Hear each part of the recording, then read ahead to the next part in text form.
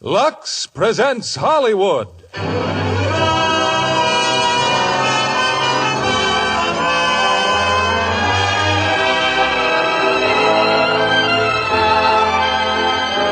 Cleaver Brothers Company, the makers of Lux Flakes, bring you the Lux Radio Theater, starring Bette Davis, Ann Baxter, Reginald Gardner, and Gary Merrill in All About Eve.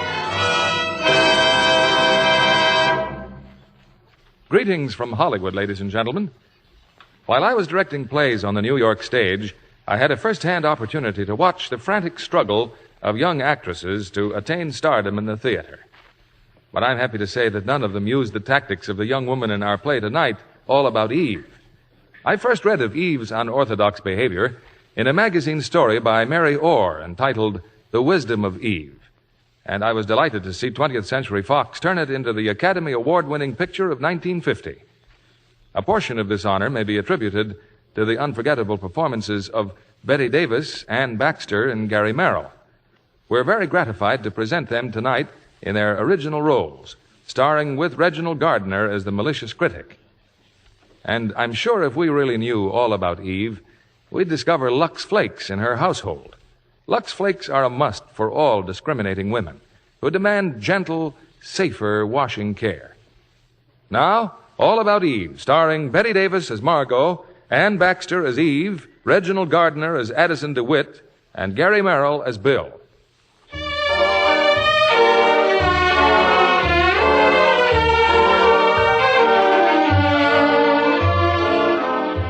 To those of the New York theater, no other tribute, critical acclaim, or glorification can approach the heights of recognition represented in the Sarah Siddons Award for Distinguished Achievement. A moment ago, in the venerable hall of the Sarah Siddons Society, this most cherished honor came to a young actress named Eve Harrington. Among the many eminent personalities present is the noted critic Addison DeWitt.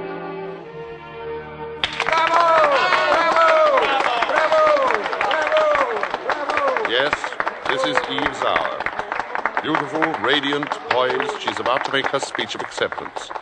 The hall rings with applause and bravos. Everyone is looking at Eve. All except Karen Richards. Karen's made a little pile of crumbs on the tablecloth. She's patting it with a spoon, staring at it absently. I wonder what Karen Richards is thinking about. Eve Harrington. It seems a lifetime ago, that rainy night in October. I hurried down the alley to the stage door. But where was she? Strange. I'd become so accustomed to seeing her here night after night, I found myself looking for a girl I'd never spoken to, wondering Mrs. where Richards? Oh, there you are. Well, it seemed odd suddenly you're not being here.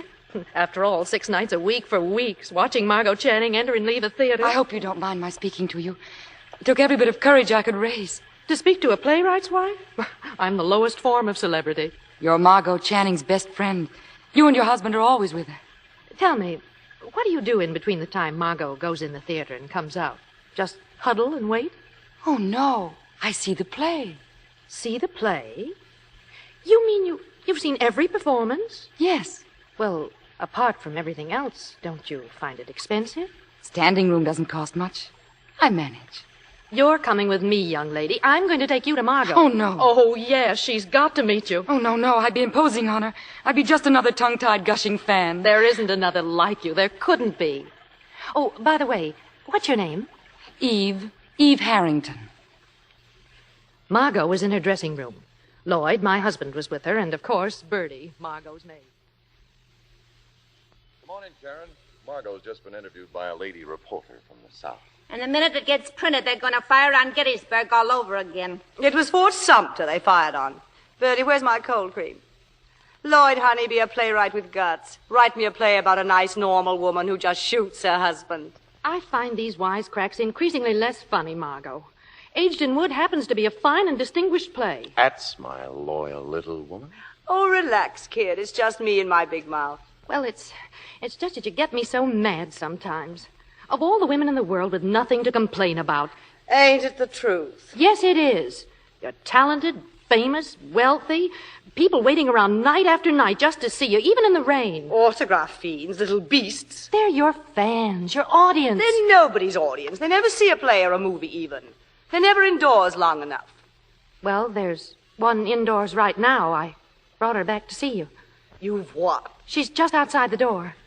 Bertie, Yeah? the heave-ho. Now, you can't put her out, Margot. She worships you. You must have spotted her by now. She's always there. Oh, I know, the mousy one with the trench coat and the funny hat. Yes. Oh, how could I miss her every night, every matinee? Oh, come in, Eve. Margot, this is Eve Harrington. How do you do, my dear? Oh, brother. Hello, Miss Channing. My husband? Hello, Miss Harrington. How do you do, Mr. Richards? And this is my dear friend and companion, Miss Bertie Coonan. Oh, brother. Miss Coonan? Oh, brother, what? When she gets like this, all of a sudden she's playing Hamlet's mother. I'm sure you must have things to do in the bathroom, Bertie, dear. If I haven't, I'll find something till you get normal. Dear Bertie. I was just telling Margot and Lloyd how often you've seen the play. Yes, every performance. Well, then, am I safe in assuming that you like it? I'd like anything Miss Channing played in. Would you really? How sweet. I doubt very much that you'd like her in The Hairy Ape. Oh, please don't misunderstand me, Mr. Richards. I think that part of Miss Channing's greatness lies in her ability to pick the best plays. Your new plays for Miss Channing, isn't it? Well, how'd you hear about it? There was an item in Addison DeWitt's column. I liked the title. Footsteps on the Ceiling. Oh. Let's get back to this one. Every performance. Why? Yes, there are other plays. Not with you in them. Not by Mr. Richards. But you must have friends, a home, family. No. Tell us about it, Eve. If I only knew how. Try. Well, it started with the play before this one. Remembrance? Did you see it here in New York? San Francisco. I went one night, the most important night of my life until now. I found myself going the next night, and the next, and the next. Then, when the show went east, I went east. Eve, why don't you start at the beginning? Oh, it couldn't possibly interest you. Oh, please. Well, I guess it started back home. Wisconsin, that is. There was just Mom and Dad and me. Farmers were poor in those days. So I quit school, became a secretary. In a brewery. It wasn't much fun, but it helped at home. There was a little theater group there, like a drop of rain on the desert. That's where I met Eddie. We played Lilium 3 times. I was awful. Then the war came and we got married. Eddie was in the Air Force. They sent him to the South Pacific. You were with the OWI, weren't you, Mr. Richards? Now, how did you know that? I looked you up in Who's Who. Then came a letter from Eddie. He had a leave coming up. And I went to San Francisco to meet him. Eddie wasn't there. They forwarded the telegram, the one from Washington, to say that Eddie wasn't coming at all. That Eddie was dead. I decided to stay in San Francisco. I found a job, and his insurance helped. And there were theaters in San Francisco. And then one night, Margot Channing came to play in Remembrance. And, well, here I am. What a story. Everything but the bloodhound snapping at her rear end. Bertie, there are some human experiences that do not take place in a vaudeville house, and that even an ex-fifth-rate vaudevillian should understand and respect. I want to apologize for Bertie. Sorry, it's just my way of talking. Oh, you didn't hurt my feelings, Miss Coonan. Call me Bertie. Oh, hiya, Mr. Sampson. Hi, Bertie. For your information, Margot, my plane takes off in 47 minutes. And how do I find you? Not ready yet and looking like a junkyard. Thank you so much. Does my career mean nothing to you? Have you no human consideration? Show me a human, and I might have. Oh, Bill. The airlines have clocks even if you haven't. I start shooting a week from Monday. Bill. I'm a junkyard. Bill, this is Eve Harrington. Hi. My wonderful junkyard. The mystery and dreams you find in a junkyard. Heaven help me, I love a psychotic. Oh, hello. What's your name? Eve Harrington. You've already met. Where? Oh, Eve, you're not going. I think I'd better. It's been... I can hardly find the words to say how it's been. Thank you. No, don't go. Well, the four of you must have so much to say to each other with Mr. Sampson leaving. No, stick around. Tell you what, we'll put Stanislavski on his plane, you and I, and then go somewhere and talk. Well, if I'm not in the way... I'll shower and dress. I won't be a minute. Oh, Lloyd, we've got to go. Yeah. Good luck, genius. Geniuses don't need luck. I do. No, we're not worried about you. Good night, Eve. I hope to see you again soon. I'll be at the old stand tomorrow matinee. This time, as a friend. I'll never forget this night as long as I live, Mrs. Richards. And I'll never forget you for making it possible. I can't remember why Lloyd and I had to leave, but I do remember that as we left, Eve started talking to Bill. So you're going to Hollywood, Mr. Sampson? Just for one picture. Why? I just wondered. You just wondered what? Why you'd want to go out there.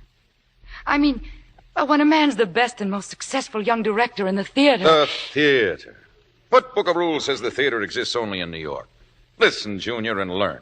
Yes? You want to know what the theater is? The flea circus. Also opera, rodeos, carnivals, ballets, Indian tribal dances, Punch and Judy, a one-man band. Wherever there's magic and make-believe in an audience, there's theater. From Donald Duck to Eleanor Doozer. All theater. You don't have to understand them all. You don't like them all. Why should you? The theater's for everybody, you included, but not exclusively. So don't approve or disapprove. It may not be your theater, but it's theater for somebody somewhere. I just asked a simple question. And I shut my mouth off. Nothing personal, Junior. Margot, I'm leaving here in exactly 3 seconds. So am I, if I can find my coat. It's right where you left it. Oh. Any messages for Tyrone Power, Bertie? Just give him my phone number. Kill the people, Mr. Sampson. Thanks, Bertie. You got the key, Bertie? I ain't forgot it yet. I'll see you at home in an hour. Eve, where are you going, dear? You don't really want me tagging Oh, along? now, don't be silly. This way. It's quicker if we cut across the stage.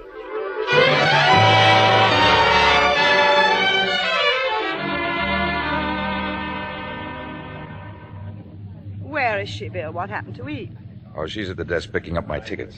She said we had so little time together that She's quite a girl, Bill. I'd forgotten they grew that way anymore. That lack of pretense, that sort of strange directness and understanding. Isn't it silly? Suddenly I've developed a big protective feeling toward her.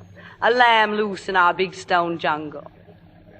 Bill, take care of yourself out there. I understand they have the Indians pretty well in hand. Don't get stuck on some glamour puss. I'll try. You're not such a bargain, you know. You're a setup for some gorgeous, wide-eyed young babe. How childish are you going to get before you stop it? I don't want to be childish. I'd settle for just a few years. And cut that out right now. Am I going to lose you, Bill? Am I? As of this moment, you're 6 years old. Everything's ready, Mr. Sampson. Huh? Oh, thanks, Eve. Your tickets, they'd like you to get right on the plane. Well, you've been very helpful. Good luck. Goodbye, Mr. Sampson. Knit me a muffler, Margot. Kiss me goodbye, Bill. Call me when you get in. On the hour. Hey, Junior, keep your eye on her. She's a loose lamb in a jungle.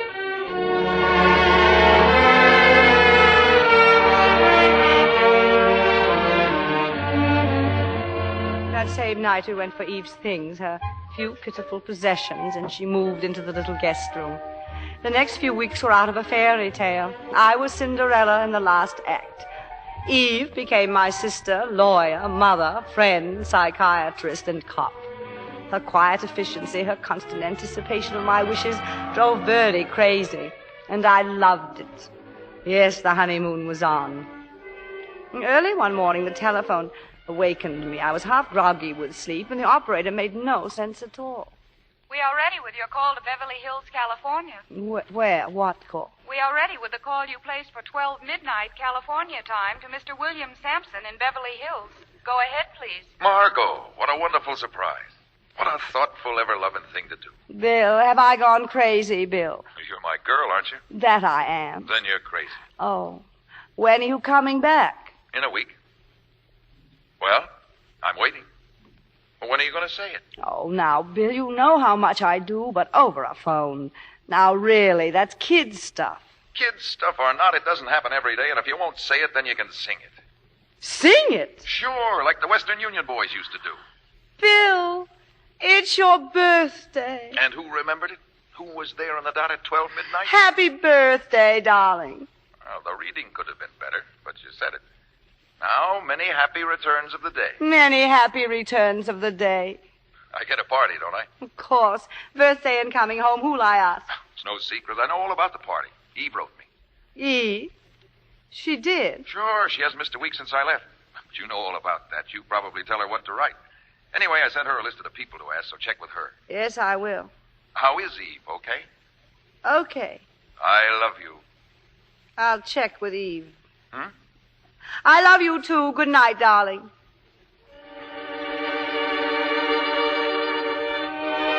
I thought a lot about that phone call. In the morning when Bertie came in with my breakfast.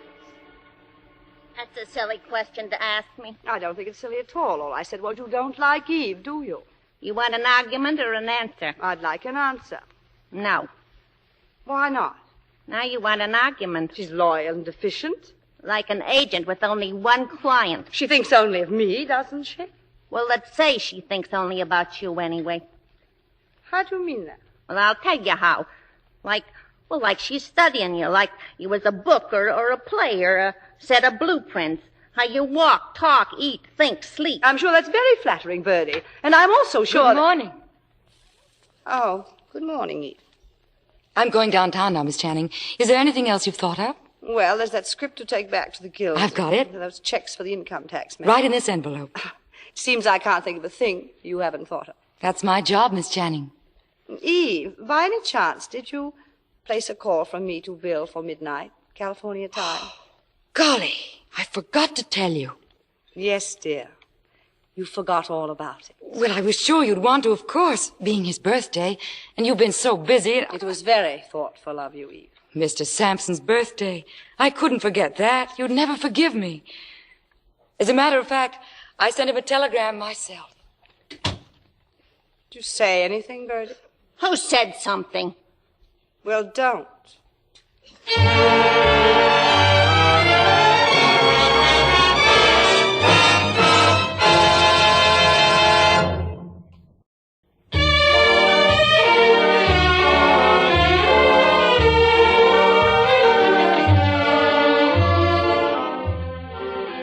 Bill's welcome home birthday party. A night to go down in history. Even before it started, I could smell disaster near. When I went down the stairs, I was surprised to find that Bill had already arrived. Well, looks like I'm going to have a very fancy party. I thought you were going to be late. How long have you been here? No, just a few minutes. I ran into Eve. She wanted to know about Hollywood. She seemed so interested. She's a girl of so many interests. It's a pretty rare quality these days. A girl of so many rare qualities. And so she seems. So you've pointed out so often. So many qualities so often. And so young and so fair. I can't believe you're making this up. It sounds like something out of an old Clyde Fitch play. Clyde Fitch, though you may not think so, was well before my time. I've always denied the legend that you were in Our American Cousin the night Lincoln was shot.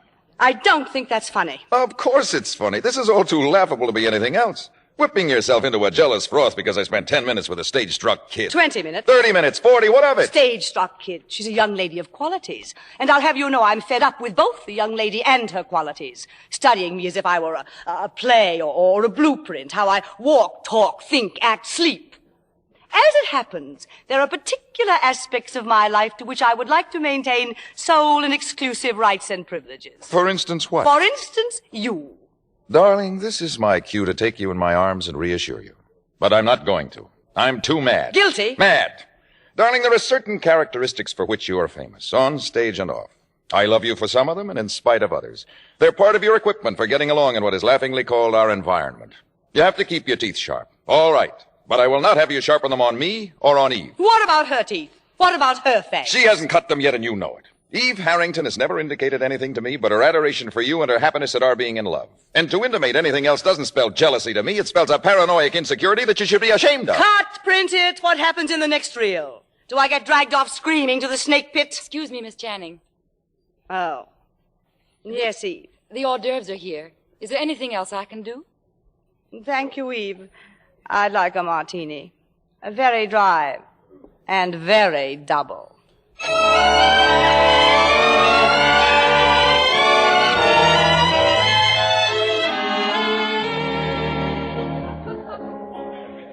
Well, I've been looking for you, Margot. Carrion and I have to run along. It's been a real swell party.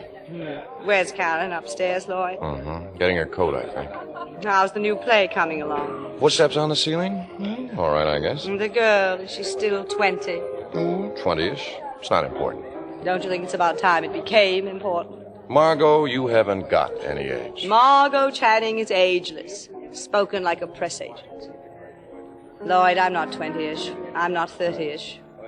3 months ago, I was 40 years old. 40. 4-0. That slipped out. I hadn't quite made up my mind to admit it. Now I suddenly feel as if I had taken all my clothes off. Week after week to thousands of people, you're as young as you want. As young as they want, you mean? And I'm not interested whether thousands of people think I'm 6 or 600. Just one person, isn't that so? You've had another fight with Bill, right? Bill's 32. He looks 32. He looked it 5 years ago, and he'll look it 20 years from now. I hate men. Don't worry, Lloyd. I'll play your play. I'll wear rompers and come in rolling a hoop if you like. Now get out of here. Go find your wife.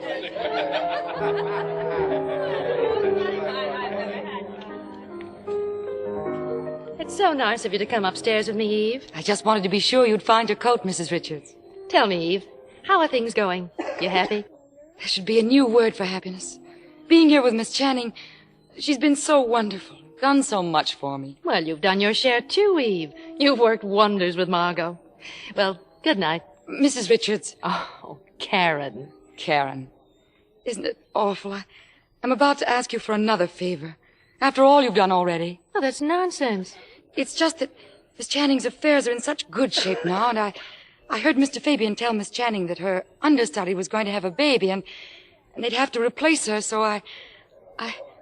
You want to be Margot's new understudy? I don't let myself think about it even. But I do know the part so well, and every bit of the staging. But suppose I had to go on one night, to an audience that came to see Margot Channing. Oh, no, I couldn't possibly. Well, I wouldn't worry about that. Margot just doesn't miss performances. If she can walk, crawl, or roll, she plays. The show must go on. No, dear. Margot must go on. But as a matter of fact, I don't see why you shouldn't be her understudy. Do you think she'd approve? I think she'd cheer. But Mr. Richards and Mr. Sampson... Ah, they'll do as they're told. Then, would you speak to Mr. Fabian about it? After all, he's the producer, and if he doesn't like me... Stop worrying. I seem to be forever thanking you for something, don't I? Good night, Karen. Good night, dear.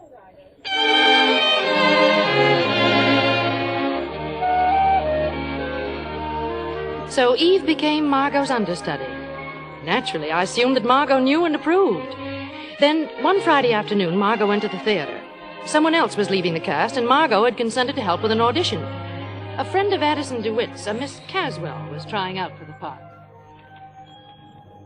Margot, how nice to see you. Waiting for someone, Addison. I think you'd be in the theater, side of your protégée, lending her moral support. Oh, but I did. The audition, however, is over. But it can't be. I came here to read with Miss Caswell. The audition was called for 2:30. It's now nearly 4. Is it really? Who read with Miss Caswell?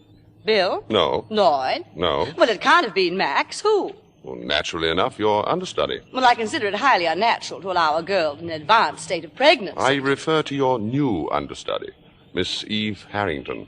Eve? My understudy? Didn't you know? Of course I knew. It just slipped your mind. How was Miss Caswell? Frankly, I don't remember. It just slipped your mind. Completely. Nor can anyone else tell you how Miss Caswell read, or whether Miss Caswell read or rode a pogo stick. Was she that bad? Margot, as you know, I have lived in the theater as a Trappist monk lives in his faith. And once in a great while, I experienced that moment of revelation for which all true believers wait and pray. You were one, Eve Harrington is another. I take it she read well. It was something made of fire and music, brilliant, vivid, unforgettable. How nice. In time, she'll be what you are. A mass of fire and music. That's me. An old kazoo with some sparklers. Tell me, was Bill swept away too?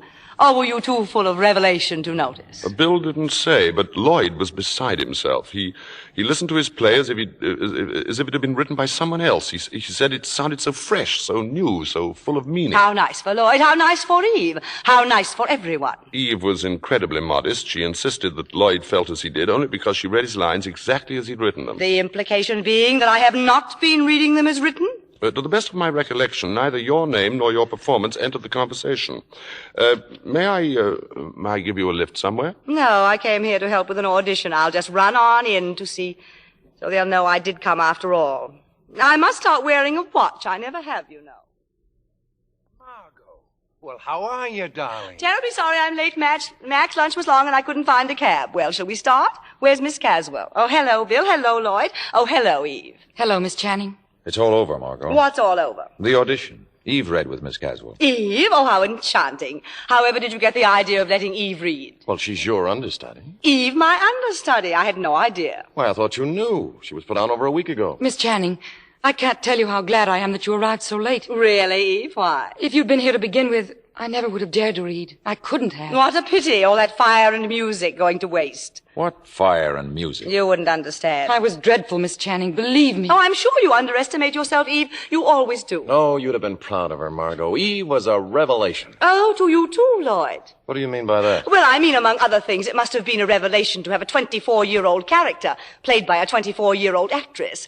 Also, it must have seemed so new and fresh to you, so exciting to have your lines read just as you wrote them. Addison. You've seen Addison. So full of meaning, fire, and music. You've been talking to that fishwife. In this case, apparently as trustworthy as the World Almanac. You knew when you came in here that the audition was over, that Eve was your understudy, playing that childish little game of cat and mouse. Not mouse, never mouse. If anything, rat. This genius of yours for making a barroom brawl out of a perfectly innocent misunderstanding at most. Perfectly innocent. Men have been hanged for less. I'm lied to, attacked behind my back, accused of reading your silly dialogue inaccurately, as if it were the holy gospel. I never said it was. When you listen as if someone else has written your play, whom do you have in mind? Arthur Miller, Sherwood, Beaumont, and Fletcher? What makes you think either Miller or Sherwood would stand for the nonsense I take from you? You better stick to Beaumont and Fletcher. They've been dead for over 300 years. All playwrights should be dead for 300 years. That would solve none of their problems, because actresses never die. The stars never die and never change. Oh, you may change this star any time you want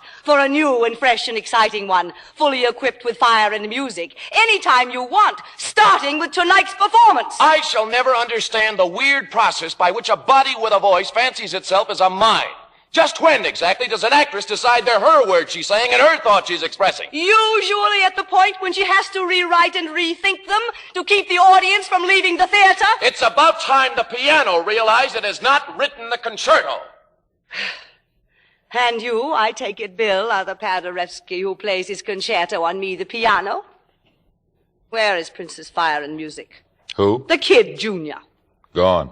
I must have frightened her away. I wouldn't be surprised. Sometimes you frighten me. Nothing but a body with a voice. No mind. Oh, what a body. What a voice. Oh. Ah, now calm down. The gong rang, the fight's over. I will not calm down. Don't calm down. You're being terribly tolerant, aren't you? I'm trying terribly hard. Well, you needn't be. I will not be tolerated, and I will not be plotted against. Here we go. Such nonsense. What do you all take me for? Little Nell from the country? She's been my understudy for over a week, arrives here for an audition when everyone knows I will be here, and gives a performance. Out of nowhere, gives a performance. You've been all through that with Lloyd. The playwright does not make the performance, and it doesn't just happen, and this one didn't. Full of fire and music and whatnot. Carefully rehearsed, I have no doubt. Full of those Bill Sampson touches. I'm sick and tired of these paranoid outbursts. I didn't even know Eve Harrington was your understudy until 2:30 this afternoon. Tell that to Dr. Freud, along with the rest of it. No, I'll tell it to you. For the last time, I'll tell it to you. I love you. You're a beautiful and an intelligent woman. A body with a voice. And a great actress. You have every reason for happiness. Except happiness. Every reason. But due to some uncontrollable, unconscious drive, you permit the slightest action of a kid like Eve to turn you into an hysterical, screaming harpy. Now, once and for all, stop it. Well, it's obvious you're not a woman. I've been aware of that for some time. Well, I am. I'll say. Don't be condescending. Now, come on, Margot. Let's get out of here. I'll buy you a drink. Well, I'll admit I may have seen better days, but I'm still not to be had for the price of a cocktail, like a salted peanut. Margot, let's make peace. Terms are too high. Unconditional surrender. Just being happy?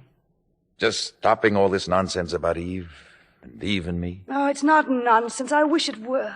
Margot, tell me what's behind all this. I don't know, Bill. Just a feeling. I don't know. I think you do know, but you won't or can't tell me. I said before it was going to be my last try, and I meant it. I just can't think of anything else to do. I wish I could.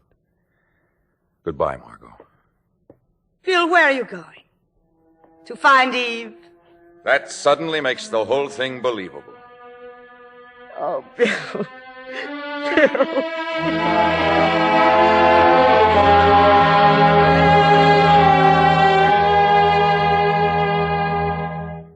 Frankly, Lloyd, Lloyd, I don't understand a word you're saying. You're too angry for coherence. Not only was she 2 hours late, but then that childish, heavy-handed routine about not knowing Eve was her understudy. Well, it's just possible that Margot didn't know. Of course she knew. Addison told her. Just tell me one thing, Karen, just one thing. Somebody's got to stop Margot. All right, now who's going to do it? Who's going to give her that boot in the rear that she needs and deserves? Going to be a very cozy weekend, dear. What weekend? What are you talking about? We're driving out to the country tomorrow night, just the 4 of us. Bill, Margot, you and I. Well, we've spent weekends before with nobody talking. Just be sure to lock up all the blunt instruments.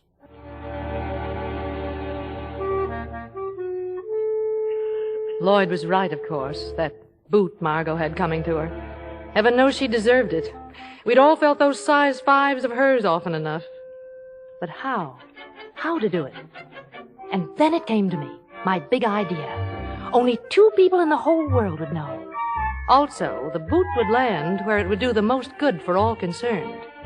After all, it was nothing more than a perfectly harmless joke, which Margot herself would be the first to enjoy, and no reason at all why she herself shouldn't be told about it in time. My big idea required a telephone call. Hello? Oh, this is Mrs. Richards. Will you please call Miss Harrington to the phone? Yes, Miss Eve Harrington.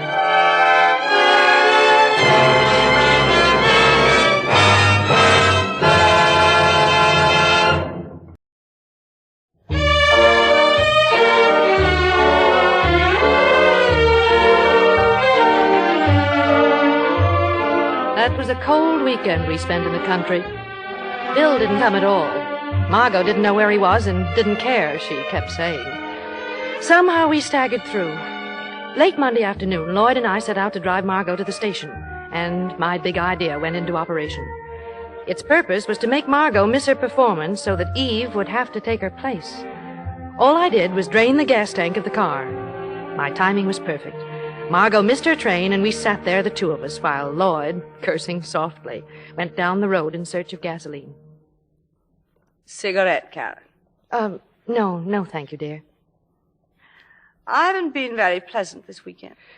Well, we've all been a little tense lately. Come to think of it, I haven't been pleasant for weeks. For that, I'm truly sorry. More than any 2 people I know, I don't want you and Lloyd to be angry with me. Well, how could we? You're Margot. And what is that, besides something spelled out in light bulbs, I mean? Besides something called a temperament, which consists mostly of swooping about on a broomstick and screaming at the top of my voice. Infants behave the way I do, you know. They'd get drunk if they knew how, when they can't have what they want, when they feel unwanted or insecure or unloved. What about Bill? He's in love with you. More than anything in this world, I love Bill, and I want Bill, and I want him to want me. But me, not Margot Channing. And if I can't tell them apart, how can he? And Karen, about Eve. I've acted pretty disgracefully toward her, too. Well, No, don't fumble for excuses, not here and now with my hair down. At best, let's say I've been oversensitive, too. Well, to the fact that she's so young. So feminine and so helpless. To so many things I want to be for Bill. Margot, I want you to know how sorry I am about this. About what? Getting stuck like this. I can't tell you how sorry I am. Oh, Karen, don't give it a thought. One of Destiny's merry pranks. After all, you didn't personally drain the gasoline tank. What? I said you didn't personally drain the gasoline tank. Oh...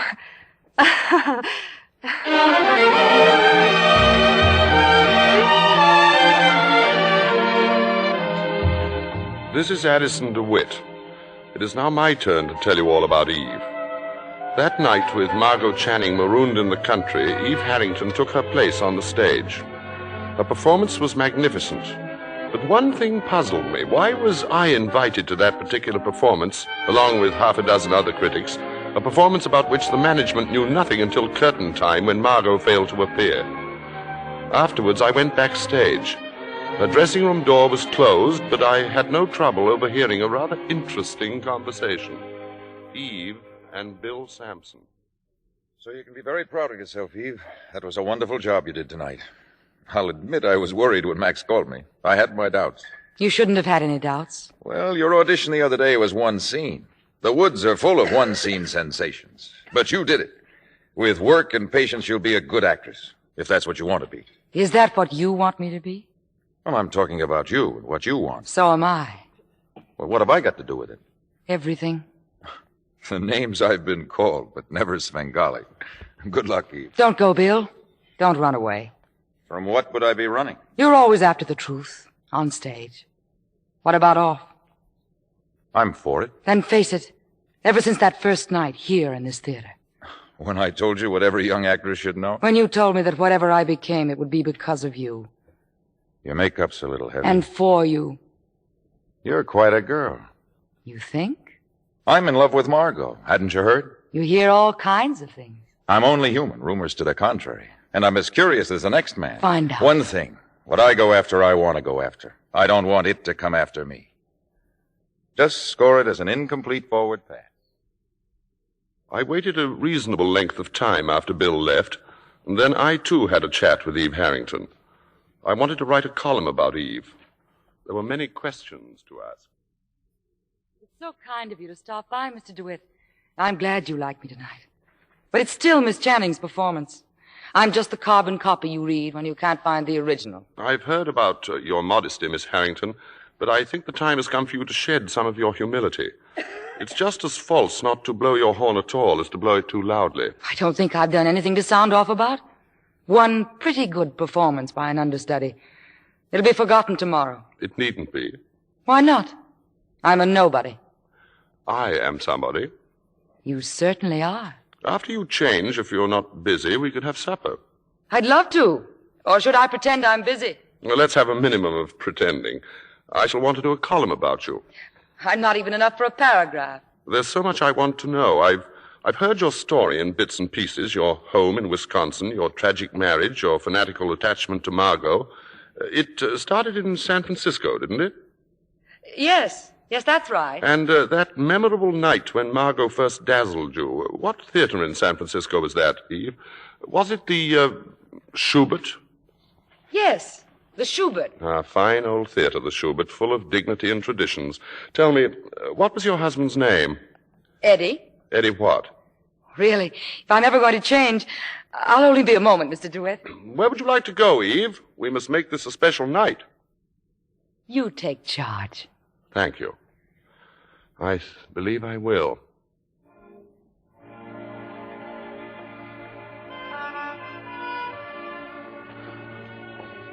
I learned a lot about Eve that night. After I brought her home, I went to my office to write my column. What I wrote pleased me exceedingly. Stop saying you can't believe it, Karen. It's right here in print, isn't it? Listen to this. Miss Harrington had much to tell about the lamentable practice of permitting, shall we say, mature actresses to play roles requiring a youth and vigor of which they retain but a dim memory. I still can't believe that About the understandable reluctance on the part of our entrenched first ladies of the stage to encourage younger actresses. About Miss Harrington's own long, unsupported struggle for the opportunity. But Eve couldn't have said anything like that. What gets me is how all the papers in town just happened to catch that particular performance last night. The little witch must have sent out Indian runners. Well, she won't get away with it. Nor will Addison DeWitt and his poison pen. And don't try to tell me I came as soon as I read that piece of film. Oh, Bill, thank goodness. Oh, Bill. Margot, Bill. I ran all the way. Bill's here, baby. Everything's all right now. I guess at this point you and Margot might rather be alone. Yeah, do you mind, Karen? Margot, baby. Thanks, Karen. We'll phone you later.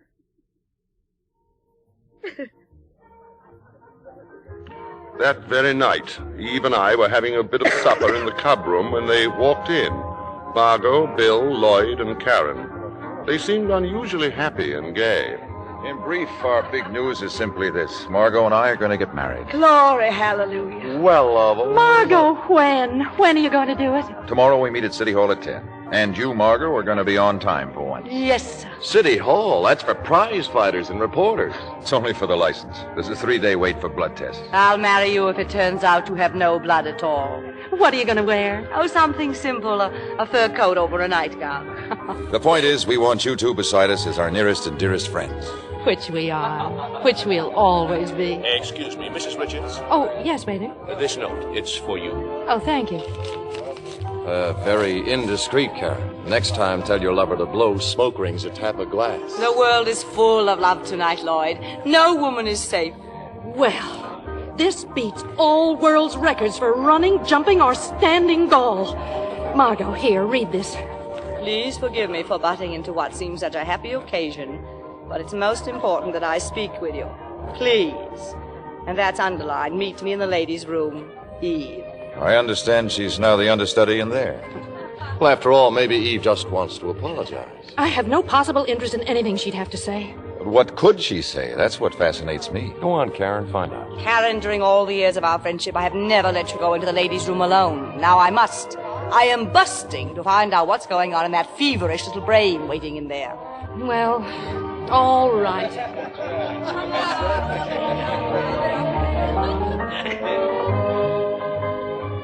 Thank you for coming, Karen. I just had to speak to you. I don't know what you have to tell me, Eve, but I won't believe a word of it. Why should you? It's about Mr. DeWitt's column. Oh, are you going to tell me you didn't really say any of those things? All I know is that, well, you find yourself trying to say what you mean. But somehow the words change.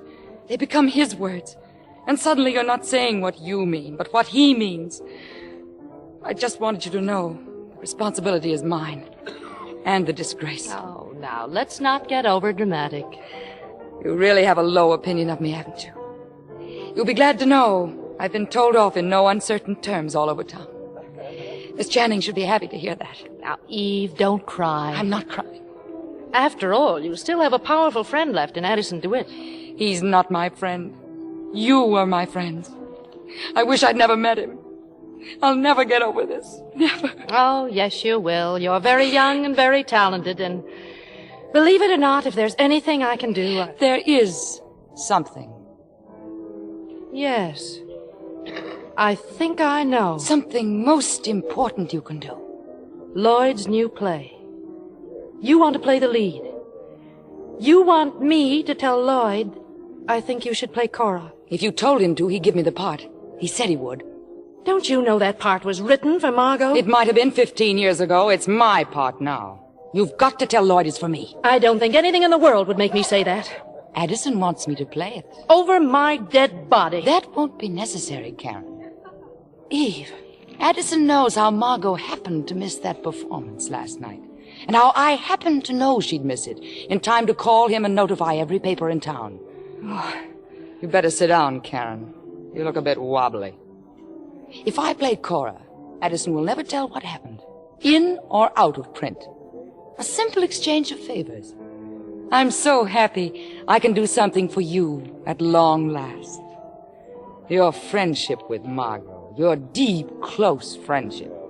What would happen to it, do you think, if she knew the cheap trick you'd played on her for my benefit? No.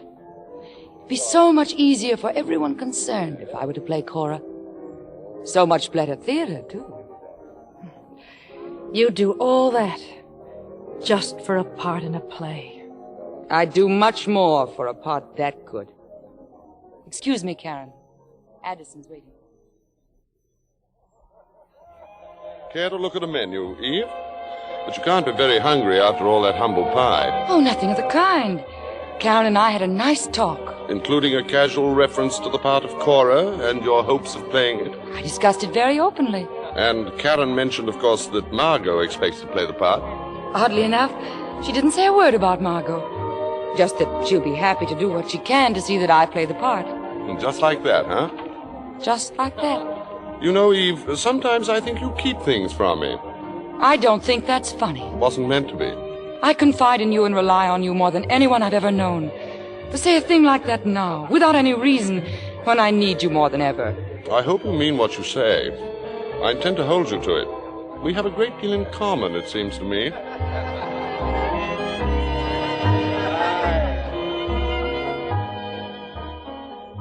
Well, what happened, Karen? Oh, nothing much. She apologized. With tears. With tears. Very classy stuff. Lots of technique. Groom, May I have a wedding present? What would you like? Texas? I want everybody to shut up about Eve. Just shut up about Eve. That's all I want. Never have I been so happy. So happy and so forgiving. I forgive Eve. Do you know why I forgive Eve? She left good behind, the four of us here together. It's Eve's fault. I forgive her. And Bill, especially Bill. She did that too. You know, she probably means well after all. She is a louse. Never try to outguess Margot. Correct. Which brings me to you, Lloyd. Lloyd, promise not to be angry with me. Well, that depends. I'd better just come right out and say it. I don't want to play Cora. You... what? Now, wait a minute, Karen. You've always been so touchy about his plays. It isn't the part. It's a great part and a fine play. But not for me anymore. Not for a four-square, upright, downright, forthright married lady. What's your being married got to do with it? Oh, it means I finally got a life to live. I don't have to play parts I'm too old for just because I've got nothing to do with my nights. Oh, Lloyd, I know you've made plans, so please understand. Please. What's so funny? Oh, nothing. Nothing. Everything's so funny. Everything.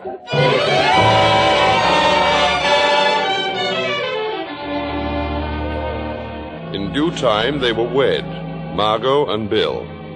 Also in due time, rehearsals started for the new play, starring Eve Harrington. Occasionally, I dropped by the theater, not only to admire Eve, but to be amused at the increasing tension developing because of Eve between those two old friends, Lloyd the writer and Bill the director. Something was in the air. The play was now ready for its out-of-town opening in New Haven. That afternoon, I saw Eve at her hotel. Isn't it strange, Addison? I thought I'd be panic-stricken. Want to run away or something. Instead, I can't wait for tonight to come. To come and go. Are you sure of tonight? Aren't you? Frankly, yes. It'll bring me everything I've ever wanted. The end of an old road, the beginning of a new one. All paved with diamonds and gold? You know me better than that. And paved with what, then? Stars. What time is it? Almost 4. Oh, good. Plenty of time for a nice long nap. You could sleep now, couldn't you?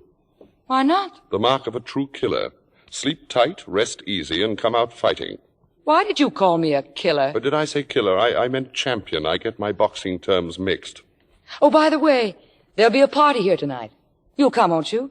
We're having everyone up after the performance. We are? Lloyd and I. I find it odd that Karen isn't here for the opening, don't you? She's always been so fanatically devoted to Lloyd. Addison, a few moments ago, I said this would be a night to remember. I didn't mean just the theater. What else? Lloyd. He's going to leave Karen. We're going to be married. So that's it. Still just the theater after all. It's nothing of the kind. Lloyd loves me. I know nothing of Lloyd and his loves. I leave those to Louisa May Alcott, but I know you. I'm in love with Lloyd. Oh, Addison, won't it be just perfect? There's no telling how far we can go. He'll write great plays for me. I'll make them great. You're the only one I've told, the only one who knows, except Lloyd and me. And Karen? She doesn't know. She knows enough not to be here. But not all of it. Not that Lloyd and I are going to be married. Well, say something. Anything. Congratulations. Skål. Good work, Eve. What do you take me for? Is it possible, even conceivable, that you've confused me with that gang of backward children you've played tricks on? That you've the same contempt for me you have for them? I'm sure you mean something by that, Addison. I don't know what. I'm nobody's fool, Eve. Least of all yours. I never intended you to be. Yes, you did, and you still do. I still don't know what you're getting at. You know it as well as I do. That Lloyd may leave Karen, but he will not leave her for you. What do you mean by that? I have not come to New Haven to see the play, discuss your dreams, or climb the ivy walls of Eli Yale. I have come here to tell you that you will not marry Lloyd Richards, or anyone else for that matter, because I will not permit it. Will not permit it? That sounds medieval, something out of an old melodrama. So does the history of the world for the past 20 years. Frankly, I had hoped that somehow you would have known, that you'd have taken it for granted that you and I... You? And I? Now remember, as long as you live, never to laugh at me. At anything or anybody else, but never at me. Now to begin with, your name is not Eve Harrington. It's Gertrude Schlesinski. Get out. It's true that you worked in a brewery, But life among the malt and hops was apparently not as dull as you pictured it. In fact, it got less and less dull until your boss's wife had your boss followed by detectives. She never proved anything, not a thing. But the $500 you were paid to get out of town brought you straight to New York, didn't it? She was a liar. She was a liar. There was no Eddie, no pilot. You've never been married. That was not only a lie, but it was an insult to dead heroes and to women who loved them. San Francisco has no Schubert Theater. You've never been to San Francisco. That was a stupid lie and not worthy of you. I had to meet Margot. I had to say something. Be somebody. Make her like me. But she did like you. She helped you and trusted you. You paid her back by trying to take Bill away. That's not true. After you failed with Bill, you used my name and my column to blackmail Karen into getting you the part of Cora, and you lied to me about it. No. Sweetie, I had lunch with Karen not 3 hours ago. As always with women, she told me more than she learned. That I should want you at all suddenly strikes me as the height of improbability, but that in itself is probably the reason. You're an improbable person, Eve, and so am I. We have that in common.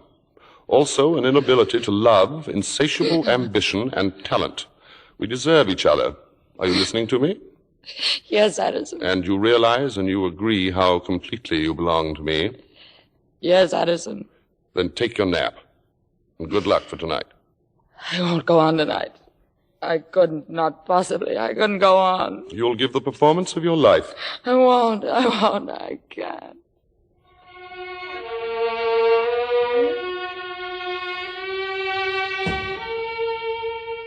But of course she did.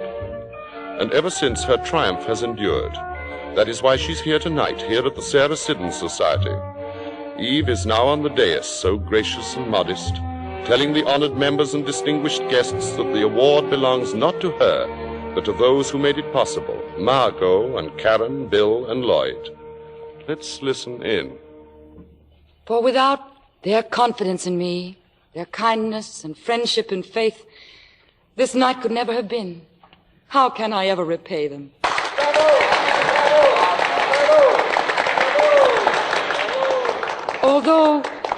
Although I'm going to Hollywood next week, do not think for a moment that I'm leaving you. My heart is here in the theater. I'll be back to claim it, and soon. That is, if you want me back.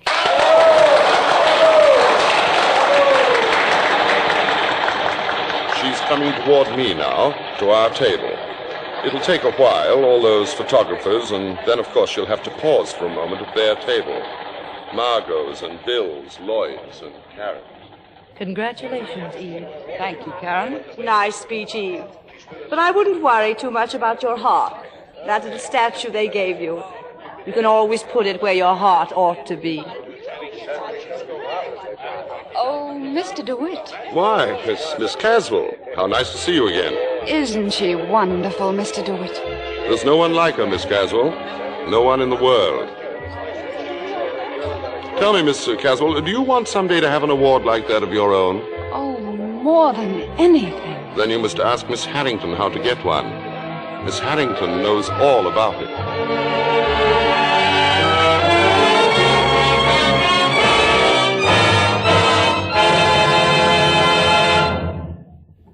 We hope you enjoyed our show as much as our stars enjoyed doing it for you. And here they are, an outstanding cast to take a bow for outstanding performances. Betty Davis, Ann Baxter, Reginald Gardner, and Gary Merrill. Ann, how nice to have you back again. We haven't seen you here since the arrival of little Katrina. You know how I love appearing on the Lux Radio Theater. Love appearing indeed. Quite a way to get some more Lux Flakes, Ann. Betty, when you have a new baby, you need all the Lux you can get. Watch this girl remember her as Eve. She'll want all our Lux Flakes in a minute. Now, girls, the play is over. There's plenty in the wings for all. Lux Flakes really are a must in our house, even before Katrina. All this talk of young children. Why didn't anyone ask me to be a godfather? You think you're quite the type? After listening to you for the last hour, I thought you relished little children as part of your diet. Well, don't be silly. I just finished a picture of 20th Century Fox starring Clifton Webb called Elopement, in which I played a godfather. Now I'm at RKO in Androcles on the Lion. Typecasting again. This is the Columbia Broadcasting System.